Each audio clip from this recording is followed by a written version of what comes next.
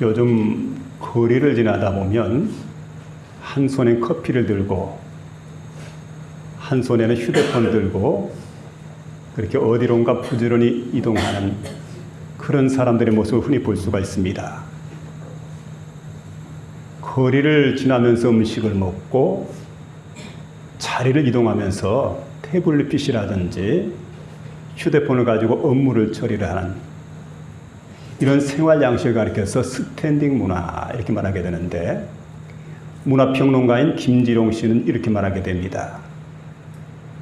원래 자본주의가 고도로 발달된 그런 사회, 이런 사회에서 나타난 그런 현상인데, 그런데 이 사람들은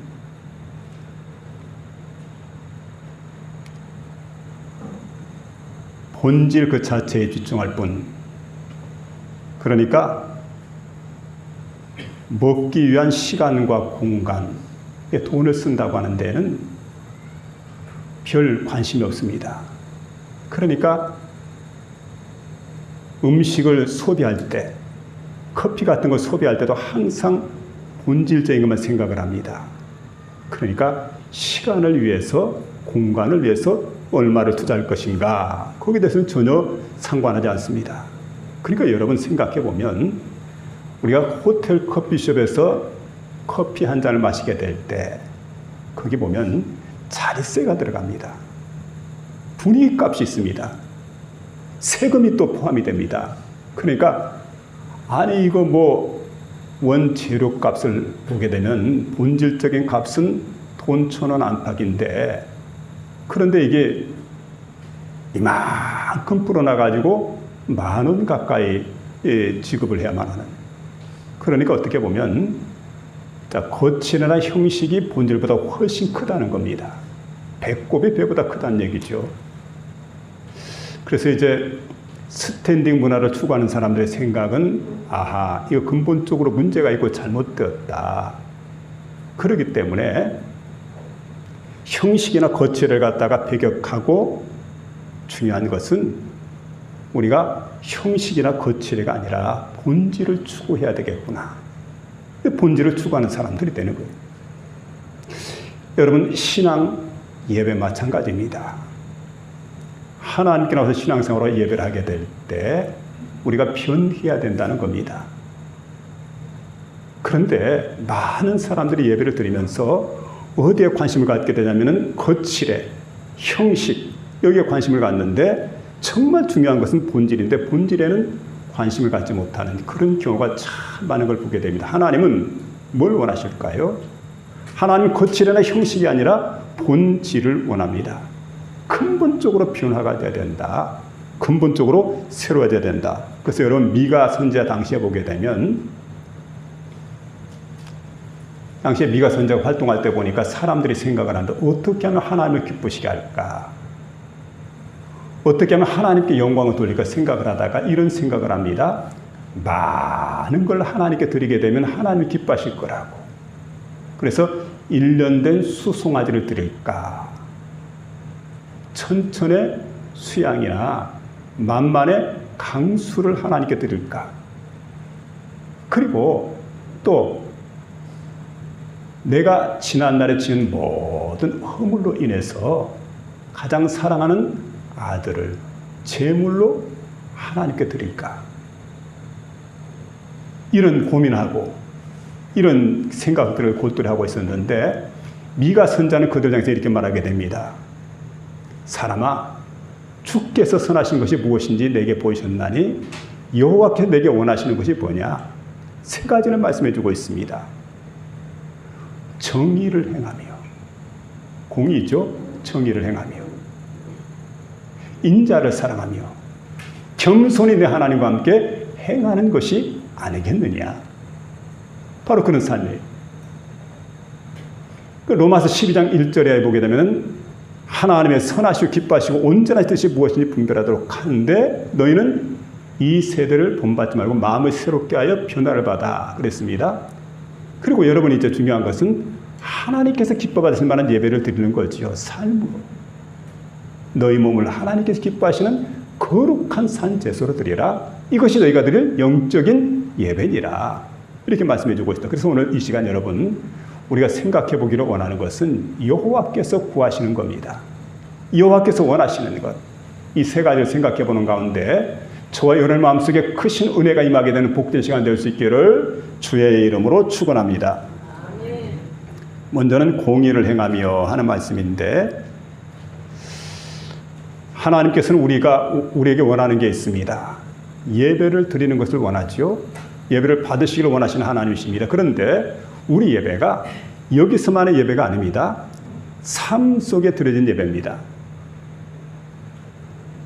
이 세대를 본받지 말고 오직 마음을 새롭게 함으로 변화를 받아 하나님의 선하시고 기뻐하시고 온전하신 뜻이 무엇인지 분별해서 그렇게 세상에서 살아가는 삶 자체가 예배가 되는 그런 삶을 살 수 있도록 하라고 주께서 우리에게 명하고 계십니다. 자, 그래서 여러분, 우리의 삶이라고 하는 게 변화가 돼야 돼요. 날마다 똑같은 삶이 아니죠. 근데 그렇게 살아가는 삶의 핵심이 뭐냐? 바로 정의입니다. 정의를 행해라. 정의라고 하는 말은 원어에 보니까 미시파트입니다. 미시파트라고 하는 말은 이런 말입니다.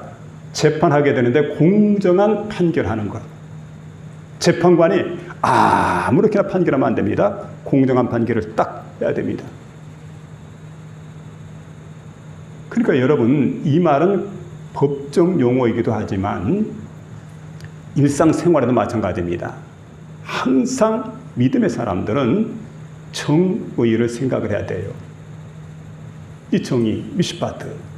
그러니까 항상 정직하고 진실하고 깨끗한 삶. 언행 심사가 하나님 보시기 어떨지. 내가 정직한가? 내가 진실한가? 내가 깨끗한가? 하나님 보시기 아름다운가? 언제나 이런 삶을 살아서 삶 자체를 예배로 드릴 줄 아는 그런 삶을 하나님께서 우리에게 원하시는 걸 볼 수가 있습니다. 공의로운 사회를 보게 되면 억울하게 옥살이 한 사람이 없어야 됩니다. 또한 이런 사회가 되려고 한다면은 또 무고하게 누명을 쓰는 사람이 없어야 됩니다. 그리고 특별히 불공정한 재판하지 마라. 하나님 그렇게 말씀하십니다. 또 그런가 하면은 사회적인 약자가 소외를 당해서는 안 돼요. 언제나 약자에 대한 배려가 충분해야 됩니다. 이게 누가 하는 일입니까? 믿음의 사람들이 하는 거예요. 세상을 살아가면서 언제나 약자를 배려해주고, 그리고 그들을 위해서 내가 할 수 있는 일이 뭔가를 더 생각하고 연구하고 그렇게 살아가는 거죠.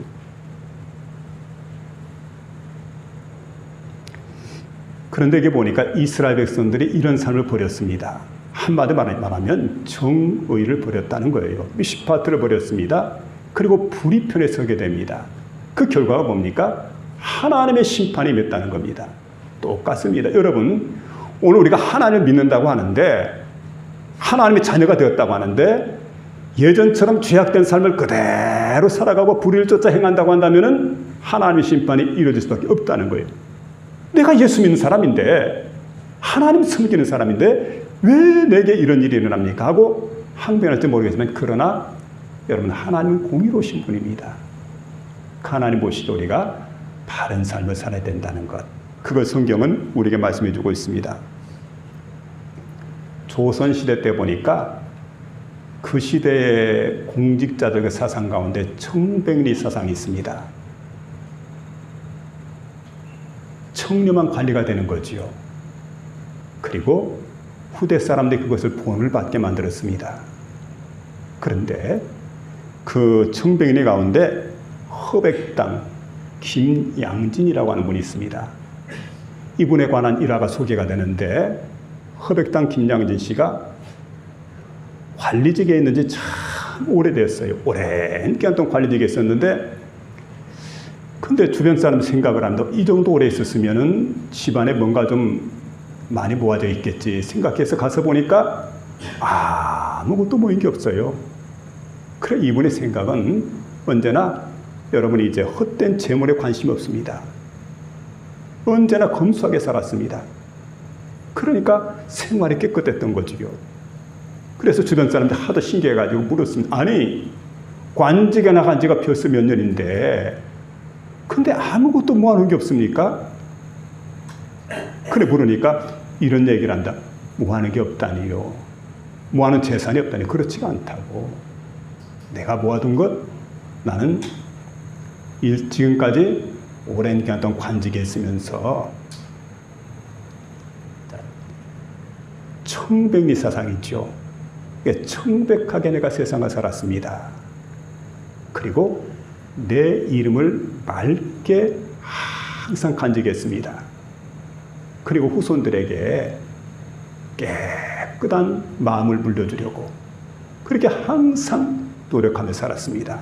이게 내게서 재산이라고. 얼마나 본받을 만한 사람입니까?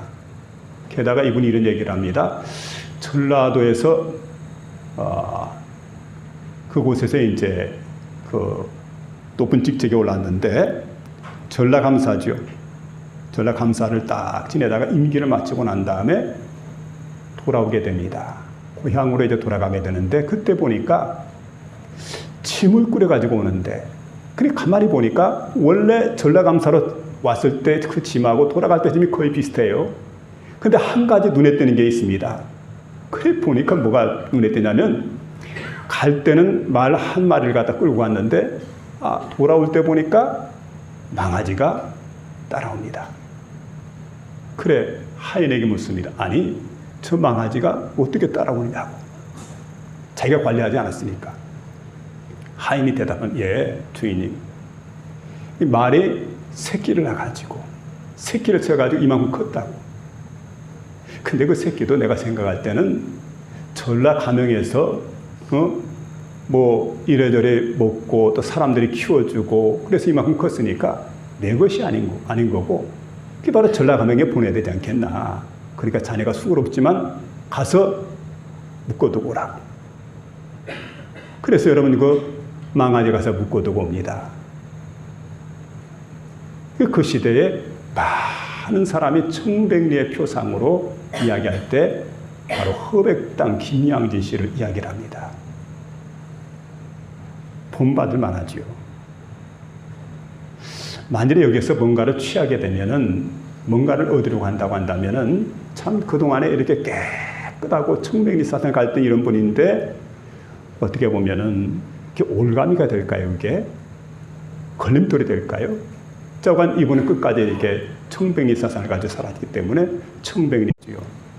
요즘 보면 사람들이 공직에 있는 사람들, 특히 정치권에 있는 많은 사람들 이상하게 검사들 앞에 줄줄이 붙들려가는 그런 모습을 보게 됩니다. 그 볼 때마다 씁쓸해요. 우리 마음이 무겁지 않습니까? 그런데 그런 가운데 허백당 같은 사람의 얘기를 들으면 마음이 시원해집니다. 아하, 이런 분도 있었구나. 우리 조상들의 생각이 이랬었구나. 여러분, 하나님을 믿지 않는 그런 민족이었는데, 잘 몰랐는데, 그런데 그때 그 사상이 뭐냐면 정의를 행하는 사상이. 공의롭게 살려고 했던 그런 사상. 이게 선진들이 가지고 있었다는 거죠. 우리가 세상을 살아갈 때 마찬가지인데 여러분 똑같이 하나님께 예배를 드리지만 가인과 그 예물은 하나님 받지 않았습니다. 그런데 아벨과 그 예물은 하나님께서 받으셨다. 이게 무슨 의미가 있습니까? 가인과 그 삶이에요. 가인이 그 삶으로 드린 예배가 하나님께서 받으실 만한 삶이 아니었다는 거예요. 아벨과 그 삶이라고 할 때 아벨의 삶이 하나님께서 받으실 만한 그런 삶이었다는 겁니다. 그리고 그런 가운데 하나님께 나와서 예배를 드릴 때 하나님 마음이 얼마나 시원했겠어요. 정의를 행하는 사람. 자, 이런 사람이 되었기 때문에 하나님께서 참으로 기뻐했다는 거죠. 오늘 이 시간 저와 여러분의 마음이 그래서 공의를 행하며 하나같이 공의를 행하는 이 일에 힘쓰는 저와 여러분 모두가 될 수 있기를 주의 이름으로 부탁을 드립니다. 두 번째는 인자를 사랑하며 하는 말씀인데 우리 성경에 보면 인자라고 하는 말이 많이 나오는데 원어에는 헤세드입니다. 원어는 헤세드인데 자, 인자라고 할 때 인애입니다. 자비입니다. 사랑입니다. 긍휼입니다. 이런 것들 총칭해서 바로 인자, 그렇게 말하고 있는데, 인자를 사랑하라. 마치 여러분 윗사람입니다. 어른입니다. 어른이 아랫사람을 갖다 대하게 될 때 아주 친절하게, 이렇게 자비로운 마음으로 이렇게 대하는, 이걸 가리켜서 인해, 사랑 이렇게 말하게 되는데, 구약의 인해, 헤세드가 바로 신약에는 아가페로 연결이 됩니다. 아가페는 사랑이라는 말이죠. 여러분 잘 아는 그 아가페 가운데 우리 성경 요한복음 3장 16절에 있습니다. 잘 아시는 말씀이죠. 하나님이 세상을 이처럼 사랑하사 독생자를 주셨으니 이는 저는 믿음마다 멸망치 않고 영생을 얻게 하려 하십니다. 영원한 생명을 얻게 한다. 바로 그와 같은 말씀인데, 거기에 나타난 사상을 보게 되면 여러분, 죄와 사망으로 죽을 수밖에 없는 우리를 하나님께서 구원해 주셨습니다. 이걸 가리켜서 뭐라고 합니까? 이게 바로 인자 헤세드다. 바로 그와 같은 말씀이에요. 그런데 여러분, 인자 헤세드인데 이 인자를 베푸시는 분이 누구냐면 하나님이십니다. 하나님은 언제나 헤세드, 인자를 베푸시는 분입니다. 창세기 19장에 보니까 이런 말씀이 있습니다. 아브라함의 조카였던 롯의 가정, 그들이 세상이 좋아가지고 점점 세상으로 들어갔는데, 요단뜰에 갔다가 소돔성에 들어갔다가, 소돔성 근처에서 생활하다가 유목민이니까 이렇게 양을 갖다 풀을 뜯겨가면서 이렇게 살아야 되는데, 성 안이 너무 좋은 겁니다. 문화생활이 너무 좋은 겁니다. 그래서 성 안에 들어가 버렸어요. 소돔성 안에. 거기 생활하게 되는데 하나님이 두 천사를 보내게 됩니다. 소돔성이 완전히 진멸하게 될 때, 멸망을 당하게 될 때, 하나님의 두 천사가 그곳에 가서 바로 롯의 가정, 식구들을 다 구하게 되는데, 거기 보면 19장 16절에 보면 이렇게 말하고 있습니다. 여호와께서 자, 그러니까 그가 누굽니까? 바로 그 롯이죠. 여호와께서 그에게 자비를 베푸셨더라. 근데 그 자비가 뭐냐면 여기 말하는 인자라는 거, 인자. 하나님 여호와께서 인자를 베푸셨다. 바로 그와 같은 말씀이죠.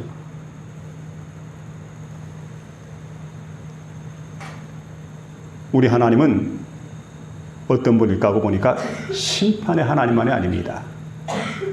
자비로우신 하나님, 인자하신 하나님. 그래서 오랫동안 참고 견디고 사랑하고, 그리고 여러분 구원해 주시는 그런 하나님이심을 알 수가 있습니다. 그래서 오늘 우리에게도 바로 인자를 사랑하라. 다른 말로 말하면 사랑을 사랑하라. 사람이 아닙니다. 사랑을 사랑하라. 이렇게 말씀하고 있는 겁니다. 자, 그 다음에 이게 보니까 인자를 경험하는 것은 누가 하느냐? 백성들이 경험을 하게 되죠. 느헤미야 8장에 보게 되면 이런 말씀이 나옵니다. 이스라엘 백성들이 오랜 기간 동안 포로 생활했는데 바벨론 70년입니다. 포로 생활을 다 마치고 난 다음에 돌아오게 됩니다. 그들이 포로 귀환하고 난 다음에 자, 어떤 일을 했는가 하고 보니까 한 번은 성을 쌓는 일을 하게 되는데, 여러분 예루살렘 성읍을 중건한다는 건 대단히 어렵습니다. 그런데 느헤미야가 치밀하게 관리하고 준비하고 계획하고 이렇게 해가지고 백성들에게 맡겼는데, 그 공사하는데 52일 만에 2달도 안 걸렸어요. 성벽 공사가 다 끝이 났습니다. 이 공사 끝이 나고 나니까 백성들이 생각하는데 이제 우리가 뭘 할까? 그래서 수문학 광장에 모여들게 됩니다.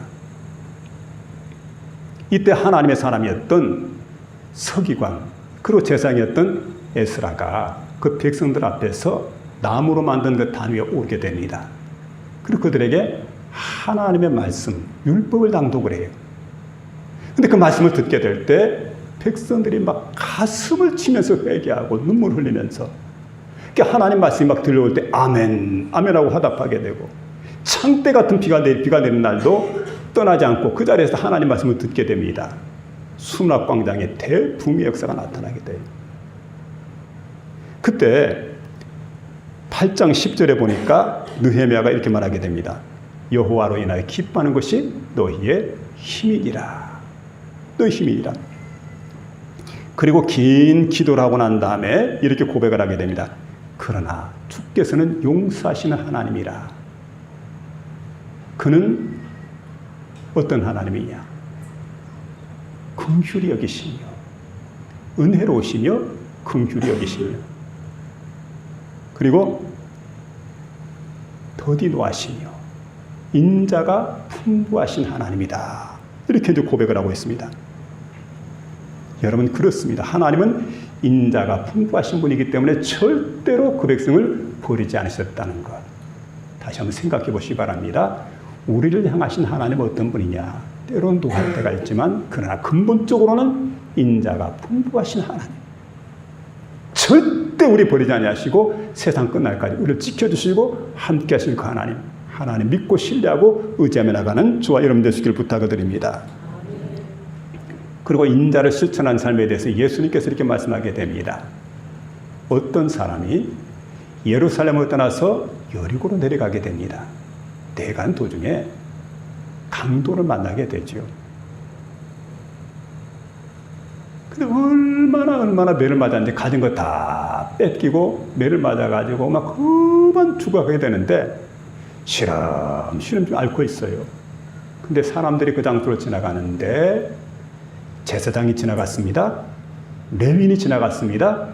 세 번째 지나가는 사람은 사마리아 사람입니다. 근데 사마리아 사람이 그를 찾아가서 불쌍히 여겨서 그를 싸매어줍니다. 그리고 돌봐주게 됩니다. 비용을 지불하게 되지요. 그리고 난 다음에 그를 여관방에 딱 맡기게 됩니다. 나 갔다 돌아올 터인데 그러면서 얼마의 비용을 줍니다. 필요할 겁니다. 이것까지 좀 치료도 해주고 먹을 것도 좀 주고 잠도 좀 채워주고 비용이 더 들면 내가 돌아오는 길에 드리겠으니 꼭 좀 보살펴달라고. 그리고 그 장소를 떠난 사람이 사마리아 사람입니다. 이제 예수님께서 청년에게 묻습니다. 이 세 종류의 사람 가운데 누가 좋은 이웃이겠느냐? 이웃이 누구냐? 그때 이 청년은 말하지요. 누구라고 직접 이야기하진 않고 자비를 베푸는 자니이다. 너도 그와 같이 행해라. 자비를 베푸는 자니이다. 그 자비를 베푸는 자가 누굽니까? 인자를 행하는 자는 것. 인자를 사랑하는 자. 여러분 사랑하는 거죠. 주님께서 우리를 사랑하신 것처럼 나도 사랑하는 겁니다. 그리고 사랑을 행동으로 실천에 옮기는 것. 하나님께서 그것을 원하고 있는 걸 보게 됩니다. 메리 워드라고 하는 한 크리스찬 여인이 있습니다. 자, 그런데 이 여인이 영국 런던에 빈민가에 살고 있었는데 거기 보니까 빈민가에 많은 사람들이 술 취해서 비틀거리고 그리고 집을 잃은 아이들이 그렇게 많고 병들어 죽어가는 사람이 그렇게 많습니다. 이 거리에는 매일 굶어가지고 영양실조로 고생하고 막 힘들어하고 쓰러져가는 아이들이 이렇게 많은데 불구하고 그 시련 다들 어려우니까 사람들이 거들떠보지 않더라는 거지요. 이때 메리 워드가 생각을 합니다. 아, 내가 이 아이들에게 좀 사랑을 베풀어야 되겠다. 할 수 있는 일이 뭘까 생각을 하다가 빵을 구입을 합니다. 그리고 옷까지 싼 거지만은 옷을 좀 준비를 합니다. 그래서 아이들에게 옷 한 벌, 빵 하나씩을 나눠주기 시작을 합니다. 턱없이 부족하지요. 그런데도 보니까 거리에서는 많은 사람들이 죽어가요. 많은 사람들이 병들어서 쓰러져가고 아이들이 굶어가고 이걸 바라보니까 너무너무 마음이 안타깝습니다. 그래서 하나님께 기도를 드린 거예요. 하나님, 내 가진 거 없습니다. 나 가난한 사람입니다. 그래서 내가 지금 빈민촌에 살고 있지 않습니까? 근데 그럼에도 불구하고 이 아이들을 돕기를 원하는데 하나님 저에게 집 한 채만 좀 주세요. 아이들을 위한 집 한 채 좀 달라고. 그리고 기도하다가 자신의 재산을 정리하고 허름한 집 한 채를 갖다 구입을 했습니다. 그리고 그때부터 아이들을 들여다가 아이들을 먹이고 씻기고 뭐 그런 일을 했어요. 주변 사람들 미쳤다고 그러죠. 세상에 저 많은 떼거지를 갖다가 여인 혼자서 뭘 하겠다는 말이가. 도저히 불가능한 일인데 쓸데없는 짓 한다고. 이 가난한 사람 구제하는 건 정부도 못한다는 말 있잖아요. 그 정도로 어려운 일인데, 그런데 그럼에도 불구하고 묵묵히 그 일을 실행해 나가는데 시간이 지나니까 아이들이 점점 많아져요. 그런데 놀랍게도 돕는 손길이 나타나기 시작하더라는 거지요. 익명으로 돕기도 하고 와서 자원봉사하는 사람도 늘어나게 되고, 그러면서 그 집이 커지기 시작하는데 나중에 사람들은 그 집의 이름을 자비의 집으로 이름을 붙였습니다.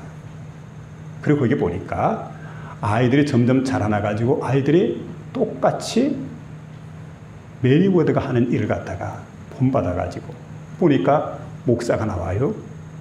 그 아이들 가운데 간호사가 나옵니다. 그 아이들 가운데 교사가 나와요. 이런 아이들이 성장해가지고 메리워드 이상으로 많은 일들을 막 선한 일들을 하기 시작을 합니다. 그러니까 이 일이 기하급수적으로 번지게 되고 나중에 영국 전역에 큰 놀라운 반향을 불러일으켜 가지고 결국은 영국 사회에서 고아원을 짓기도 하고 또 학교를 짓기도 하고 여러 시설을 만들기도 하고 이래가지고 여러분 어려운 사람을 돌보기 시작하더라는 거죠. 생각해보면 여러분 한 사람의 힘이라는 것은 아무것도 아닙니다. 그런데 그 한 사람의 힘이 어떻게 했습니까? 작은 씨앗이 되어서 세상을 변화시켰다고 하는 거예요. 영국 사회를 완전히 변화시켰다고 하는 거예요. 여러분 작은 친절, 긍휼의 손길, 용서의 마음, 이것이 뭡니까? 인자를 사랑하는 삶이다. 그래서 우리는 큰 것 생각하면 아무것도 못해요. 그러나 내 주위를 살펴보면서 내가 작은 사랑을 실천에 옮기게 되는, 그래서 여러분 인자를 사랑하며 살아가는 복된 심령이 다 될 수 있기를 주의 이름으로 부탁을 드립니다. 아멘. 세 번째는 겸손히 하나님과 동행하는 것을 말씀해 주고 있습니다. 하나님과 동행한다는 것은 하나님과 함께 걷는다 이런 뜻인데, 여러분 우리가 하나님과 함께 걷기를 원하지만 하나님도 우리와 함께 걷기를 원합니다. 나만 그런 게 아니에요. 하나님도 그런 거예요.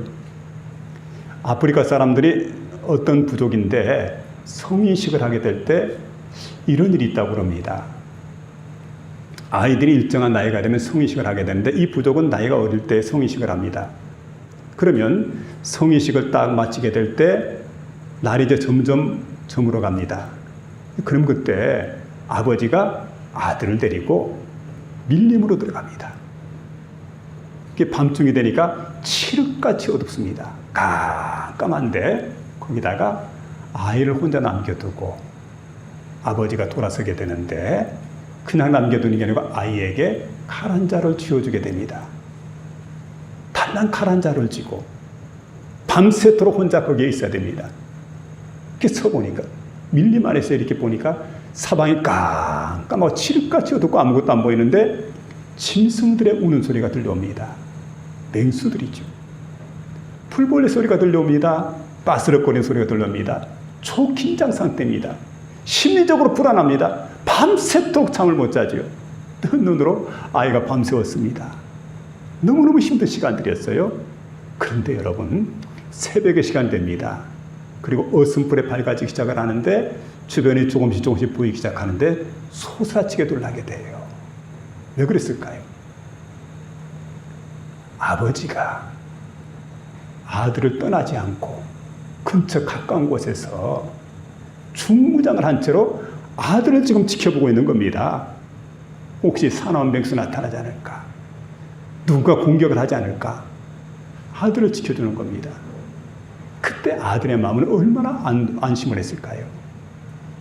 얼마나 감격했을까요? 이 아이가 성장하면서 그런답니다. 이제는 그 다음부터는 어딜 가든지 누구를 만나도 무섭지 않다는 거지요. 지금 이 시간에도 나의 아버지는 보이지 않는 곳에서 나를 지금 지켜보고 계신다. 그 아버지가 있는 한 나는 절대로 두렵지 않다. 이러고 용기 있게 살아갈 수 있다는 거지요. 여러분, 우리가 생각할 때 하나님 여호와는 어떤 분일까요?